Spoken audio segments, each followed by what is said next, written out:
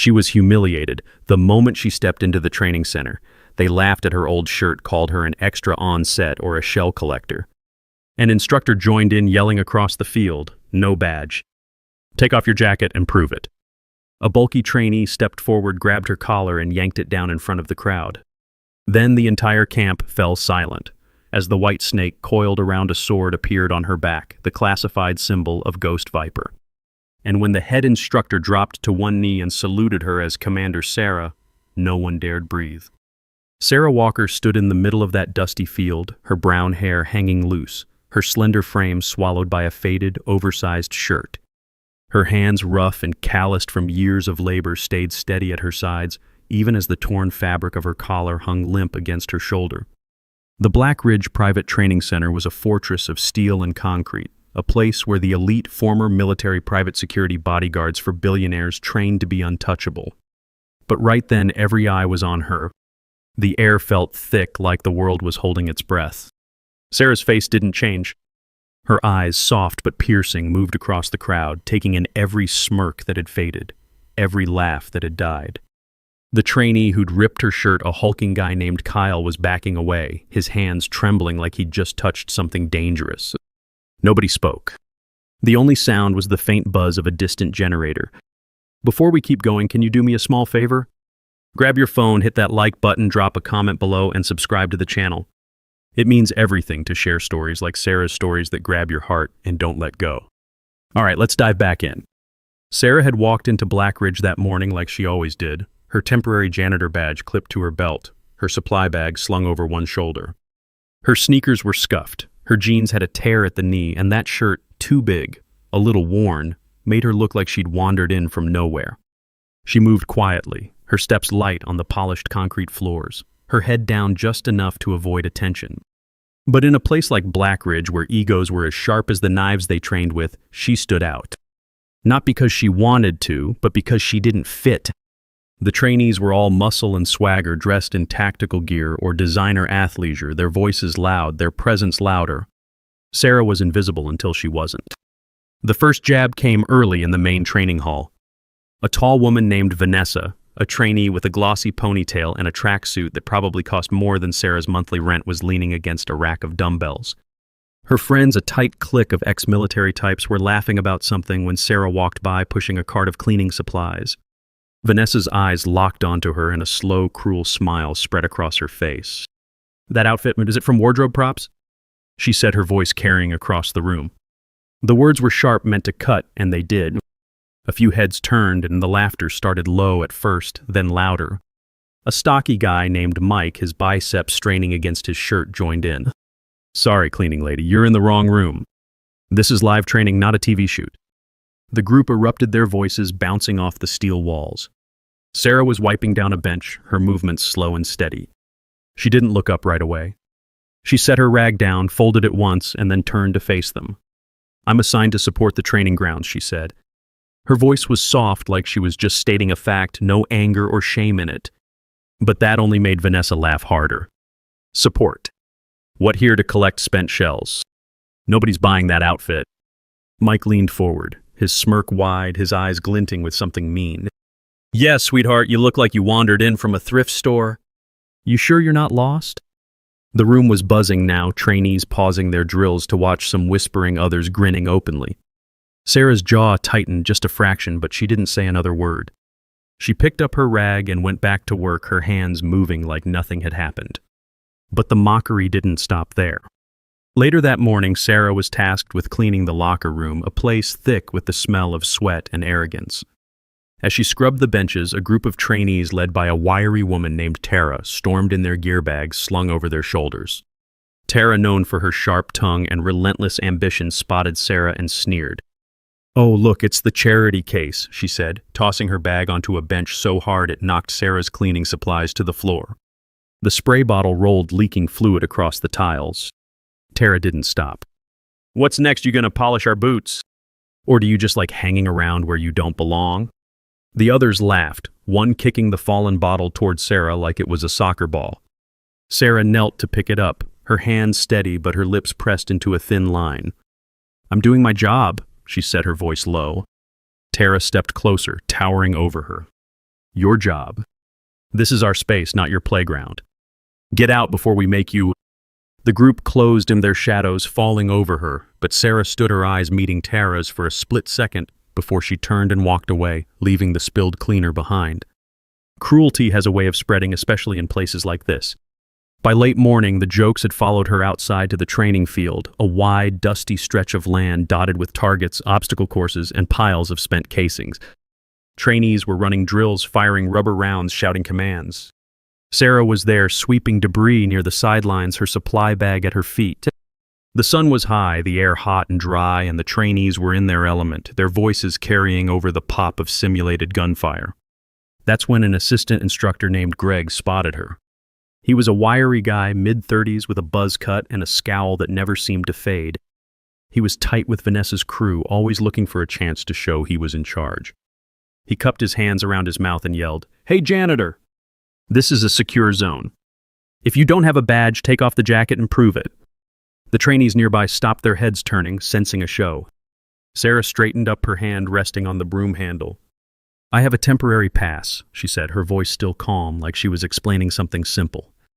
"I'm not supposed to." But Greg cut her off, striding toward her, his boots kicking up dust. "If you've got nothing to hide, strip the jacket. Or are you stealing someone's identity?" The crowd was growing now, maybe 20 trainees, their faces a mix of amusement and curiosity. Vanessa was there, her arms crossed, that same smug smile on her lips. Mike called out, "Yeah, let's see it. Prove you're not just some nobody sneaking in." Sarah's eyes flicked to him, then back to Greg. She didn't move. She didn't reach for her jacket. She just stood there, her expression unreadable, like she was waiting. As the crowd jeered, a new voice cut through, dripping with fake sympathy. It was Jenna, a trainee with a polished smile and a reputation for cutting people down while pretending to be kind. She stepped forward, holding a clipboard, her eyes glinting with malice.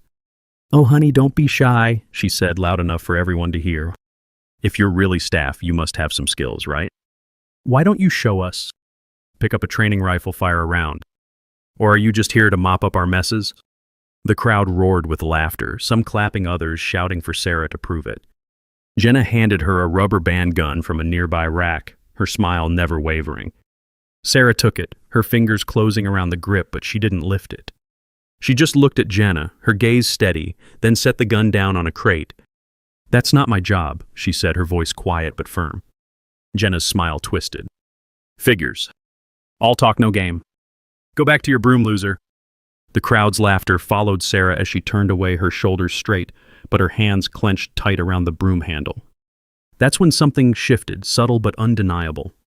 During a break in the drills, a trainee named Marcus, one of the quieter ones, was struggling to reassemble his training rifle after a timed exercise. The pieces were scattered on a table and he was visibly frustrated, his hands shaking. Sarah, cleaning nearby, paused and glanced at the table. Without a word, she stepped over, picked up the bolt carrier, and slid it into place with a single fluid motion. Then she aligned the gas tube and clicked the upper receiver shut, all in under 10 seconds. Marcus stared, his jaw slack, as she handed him the now complete rifle. "Try it now," she said, her voice soft, before walking away. The trainees nearby fell silent, their eyes wide. Vanessa, who'd been watching from a distance, froze, her water bottle halfway to her mouth. Nobody laughed. For a moment, the field felt still, like the air itself was holding its breath. But the mockery didn't stop, it got uglier. During lunch, Sarah was assigned to clear trays from the mess hall, a cavernous room packed with trainees. As she moved between tables, a group led by a burly trainee named Derek decided to have fun. Derek, known for his loud voice and cruel streak, grabbed a tray of half-eaten food and deliberately tipped it onto the floor, splattering sauce and rice across Sarah's path. "Oops," he said, his voice mock-innocent. "Guess you've got more work now, janitor." The table erupted in laughter, and others joined in tossing napkins, straws, and bits of food onto the mess. Sarah stopped her tray, balanced in one hand, and looked at the pile. Her face didn't change, but her eyes darkened just for a second. "You missed a spot," she said, pointing to a stray fry by Derek's foot. The table went quiet, unsure if she was joking. Derek's face reddened. "Keep talking and you'll be eating that off the floor," he snapped. Sarah didn't reply. She just knelt, started cleaning, and kept her gaze on the ground, her silence louder than their taunts. Things took a turn during a weapons drill. A trainee named Carter, young and cocky, fumbled his grip on a training pistol. A rubber round misfired, zipping toward the back of another trainee who'd tripped and fallen. The crowd didn't notice at first. They were too focused on Sarah. But she saw it. She was maybe 10 feet away, sweeping near a stack of crates when her head snapped up. In a single motion, she dropped the broom, swung her supply bag off her shoulder, and raised it just as the round came flying. The bag caught the bullet with a dull thud, stopping it inches from the fallen trainee's neck. The sound made a few heads turn, but by the time they looked, Sarah was already lowering the bag, her face blank like it was nothing. The fallen trainee scrambled up, confused, muttering a quick thanks before hurrying off. Nobody else seemed to catch the full weight of it, but a few trainees exchanged glances, their laughter fading for a moment. "What was that?" someone whispered. Sarah didn't answer. She just picked up her broom and went back to work. The moment passed, but it left a ripple. Some of the trainees started watching her closer, their eyes lingering on her hands, her movements. She wasn't just quick, she was precise, like someone who'd trained for years. But the cruelty didn't let up. That afternoon, during a group briefing in the lecture hall, Sarah was sent to clean the projector screen. As she worked, a trainee named Rachel, a former intelligence officer with a knack for public shaming, stood up and pointed at her. "Hold on," Rachel said, her voice dripping with disdain. "Why's the janitor up there? This is a classified session. She's probably taking notes to sell to some tabloid." The room burst into laughter, heads turning to Sarah, who was wiping down the screen. Rachel kept going. "What's in that bag of yours? Spy gear. Or just more rags?" The trainees hooted, some banging their fists on the tables. Sarah paused, her cloth still in hand, and turned to face the room. "I'm here to clean," she said, her voice steady. Rachel smirked. "Then clean faster and get out. You're distracting the real professionals." Sarah's hand tightened on the cloth, but she turned back to the screen, her silence cutting deeper than any retort. Then came a moment nobody expected. As the briefing ended, the projector flickered, displaying a grainy photo of a training exercise from years ago. It was a group of operatives in tactical gear, their faces blurred except for one. A young woman, her hair tied back, stood at the edge, her posture unmistakable. The room went quiet as a few trainees squinted at the screen, then at Sarah, who was packing up her supplies. The resemblance was uncanny. Vanessa, sitting near the front, stood up, her face pale. "Wait, is that her?" She whispered loud enough for others to hear. Before anyone could respond, Sarah glanced at the screen. Her expression unchanged, and unplugged the projector with a quick, deliberate tug. The image vanished. She picked up her bag and walked out, leaving the room buzzing with questions nobody dared ask aloud. Greg, the assistant instructor, was still fuming from earlier. He'd taken Sarah's calm defiance as a personal insult, and now he was looking for a way to reassert control. He stormed over during a break in the drills, his face red, his voice loud enough to draw a crowd. "You think you're special, huh? Playing games with that bag. This is a secure facility, not a circus. Show us your pass or you're out." Sarah set her mop down, slow and deliberate, and turned to face him. "I showed it at the gate," she said, her voice even. "It's on my belt." Greg scoffed, stepping closer, his finger jabbing the air. "Not good enough. You could have stolen that. Take off the jacket, prove you're legit, or I'm calling security." The crowd was bigger now, trainees gathering in a loose circle, their phones out, some recording, others whispering bets on how this would play out. The harassment reached a new low the next day. During a live-fire simulation, Sarah was assigned to reset the target range between rounds. As she moved across the field carrying a stack of metal plates, a trainee named Ethan, a former sniper with a cruel streak, decided to make her the target. He loaded a training rifle with a low-velocity paint round and fired it at her feet, splattering neon green across her jeans. The crowd howled with laughter as Sarah stumbled, the plates clattering to the ground. Ethan reloaded and fired again, this time hitting her supply bag, paint dripping down the canvas. "Keep dancing, janitor," he shouted, egging on the others. More trainees joined in, tossing empty water bottles at her, their cheers growing louder with each hit. Sarah stopped, her hands gripping the bag, paint smearing her fingers. She looked at Ethan, her eyes cold, and said, "You're wasting ammo." The crowd's laughter faltered, but Ethan's face twisted with rage. "Keep talking and I'll aim higher," he snapped. Sarah picked up the plates one by one and walked off her steps, steady despite the paint dripping down her legs. That's when another piece of the puzzle fell into place. During a routine equipment check, a trainee named Holt, the scarred veteran, was inspecting a crate of training gear, when he found something odd, a small black device tucked under a stack of vests. It was a tactical comms unit military grade far beyond what Blackridge used. Holt's hands froze as he turned it over, noticing a faint engraving, a snake coiled around a sword. He glanced at Sarah, who was cleaning a nearby rack, her back to him. Without a word, he slipped the device into his pocket and walked away, his face hard. Later in the barracks, he showed it to a few trusted trainees, his voice low. This isn't standard issue. If she's carrying this, she's not just a janitor. The others stared, their skepticism wavering, but nobody laughed. The air felt heavier, like a storm was coming. The crowd's cruelty peaked during a team-building exercise. Sarah was sent to deliver water bottles to the trainees who were split into squads for a mock mission. As she approached Vanessa's team, they turned on her like a pack. Vanessa grabbed a bottle from Sarah's crate and poured it over her head, the water soaking her shirt and hair. "There now, you're clean," she said, her voice vicious. The others joined in splashing more water, some spitting into the crate, others chanting, "Drown the rat." Sarah stood there, water dripping from her hair, her clothes clinging to her skin. Her hands trembled just for a second, but she didn't back away. "You done?" she asked, her voice low, almost a whisper. Vanessa laughed, but it was forced, like she'd expected more of a reaction. The crowd kept chanting, but Sarah picked up the crate water sloshing over the sides and walked away, her soaked sneakers leaving prints in the dust. The trainees' laughter followed her, but a few, like Holt, watched in silence, their faces tight. Then came a moment that turned the tide. During a night drill, the camp's security system malfunctioned, locking down the armory. Trainees were scrambling, unable to access their gear for a timed exercise. Sarah, who'd been cleaning the control room, stepped to the console, her fingers moving over the keypad with a speed and precision that silenced the room. She entered a 12-digit code, her eyes focused, and the system beeped, unlocking the armory doors. The trainees stared, their complaints dying in their throats. Daniels, who'd been called in, watched from the doorway, his face unreadable. "How'd you know that code?" he asked, his voice low. Sarah didn't look at him. "I pay attention," she said, stepping back to her mop. The room stayed quiet as the trainees filed out, their glances lingering on her, some with awe, others with unease. That's when Kyle, the big trainee, pushed through, his face twisted with a mix of anger and excitement. He was a former Marine, built like a tank with a laugh that could shake a room. He'd been feeding off the crowd's energy all day, and now he saw his chance. "Fine," he said, his voice booming.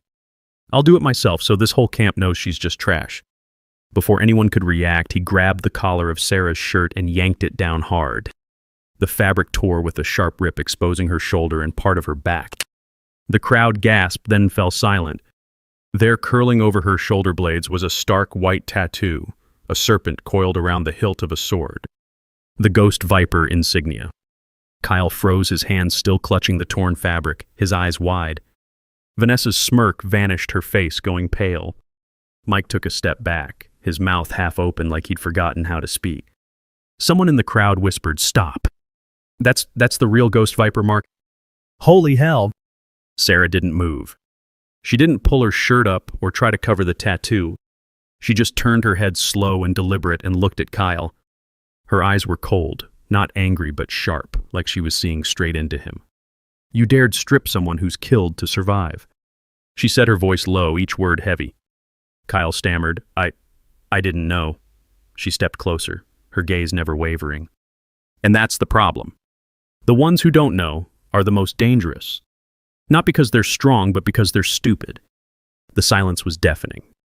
The crowd was frozen, their phones still raised, but nobody was recording anymore. They were just staring, trying to process what they'd seen. Holt, the veteran trainee, stepped forward, his voice cutting through the murmurs. "Don't force her," he said. "I've seen that tattoo once before. If it's real, she was part of a unit no one dares name." The others turned to him, some scoffing, but Holt didn't back down. He looked at Sarah, and for a second something passed between them. Not recognition, but a kind of understanding.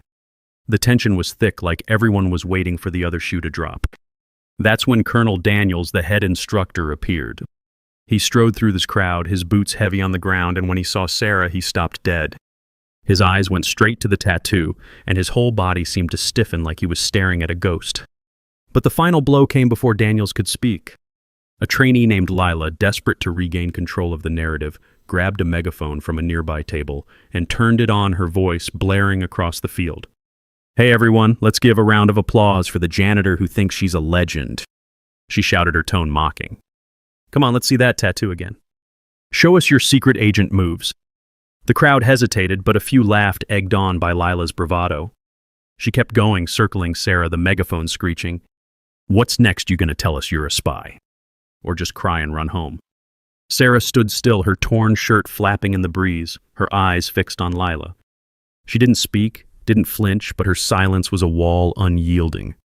Lila's voice faltered, the megaphone dropping slightly, but she pushed on her words, growing shrill. The crowd's laughter died as Sarah took one step forward, her gaze locking onto Lila's, and the megaphone fell silent. Daniels broke the moment. He dropped to one knee, his right hand over his heart.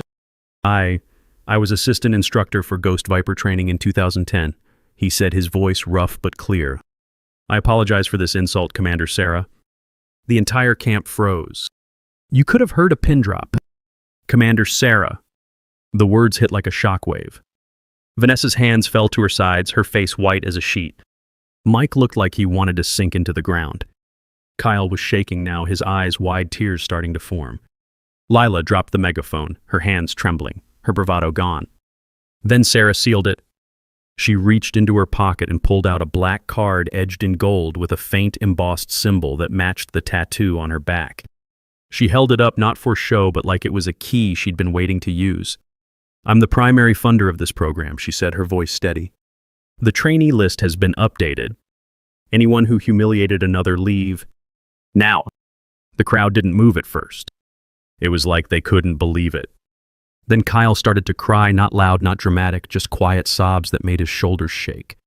He tried to say something, maybe an apology, but Sarah didn't look at him. She turned away, her torn shirt still hanging off one shoulder, and started walking toward the main building. The trainees parted for her, nobody daring to meet her eyes. Vanessa was frozen, her hands clenched into fists, her lips trembling like she wanted to say something but couldn't find the words. Mike just stared at the ground, his face red. Greg looked like he was going to be sick. He opened his mouth maybe to argue, but one look from Daniel shut him up. Lila was backing away, her megaphone forgotten on the ground, her face pale. The air was heavy, the kind of quiet that follows a storm. The consequences hit hard and fast. By the next morning, Kyle was gone, fired on the spot, his name erased from the program. Word spread that he'd been blacklisted from every private security firm in the country, his career dead before it began. Vanessa's sponsorship deal with a high-end gear company collapsed. The news hit social media, and people were tearing her apart online, reposting clips of her mocking Sarah. Mike's mentor, a retired general, dropped him, refusing to be associated with someone who'd crossed that line. Greg was demoted, reassigned to a desk job in a different state, his authority stripped.